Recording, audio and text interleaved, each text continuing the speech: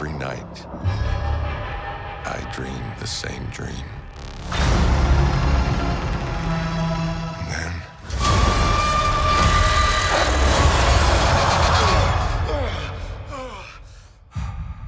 the nightmare begins.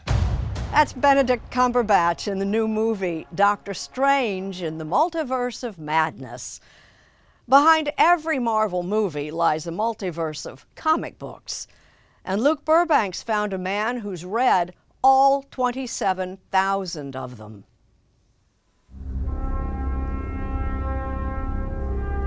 Since the dawn of time, or technically the 1960s to be precise, a tale has been building. A single, connected narrative involving thousands of characters and millions of pages of comics. The Marvel Universe is the biggest story that has ever been told. It all happens in the same setting. Stories that happened in 1961 or 1962 have consequences in comics that are coming out this week. Douglas Wolk is a writer and Marvel expert who patiently explained to me, a non-comic book person, that Marvel might be the longest-running and most voluminous story told in human history. And it's all connected, meaning if the Hulk stubbed his toe back in 1979, Captain America could be dealing with the consequences here in 2022. All of those events are its history, its past, what it can draw on for this perpetually evolving story. Not just a continuous story going on for 6 decades, but a continuous story going on in many, many threads at once that can cross each other at any time. Marvel started publishing comics in the 1930s, but according to Wolk, it was only in the early 1960s that Stan Lee, Steve Ditko, and Jack Kirby pioneered the idea of having all the characters live in the same universe. Wolk had been a fan of Marvel Comics since he was a boy, but his son Sterling didn't start off sharing his love of, as he calls it, spandex violence. But then... eventually he was like, oh, but superhero comics are a complicated system. I like complicated systems. Hey, Dad, I'd like to read all the Marvel Universe comics. Not in the order they were published, the order the events happened to the characters. It's like, okay, that's a pretty tall order.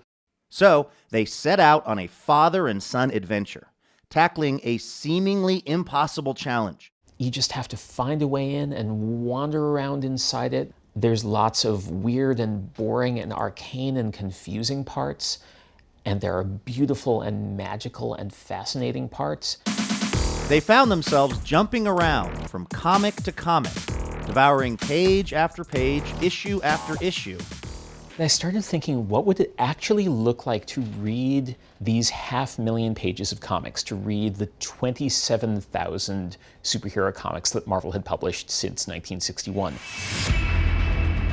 It was at this point that Douglas Wolk started to transform from mild-mannered Portland writer to Dr. Marvel Brain, aka one of the few people on planet Earth to read all of the Marvels, which is also the title of the book he wrote about the experience. Superhero comics are stories about our world made much bigger than life and turned into this enormous, endless, ongoing soap opera. It seems hard to imagine now, with Marvel films regularly breaking box office records. But for years, they struggled to get their work adapted for the big screen. In fact, the first Marvel feature movie was actually Howard the Duck. That's it.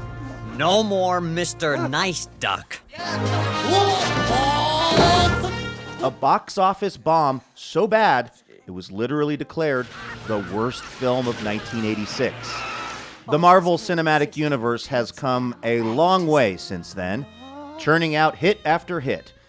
But of course, it all started with the comics, which is where things took an interesting turn for Douglas Wolk.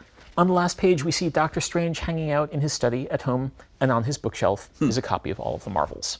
The book I wrote exists within the comic story. I could not be happier about this.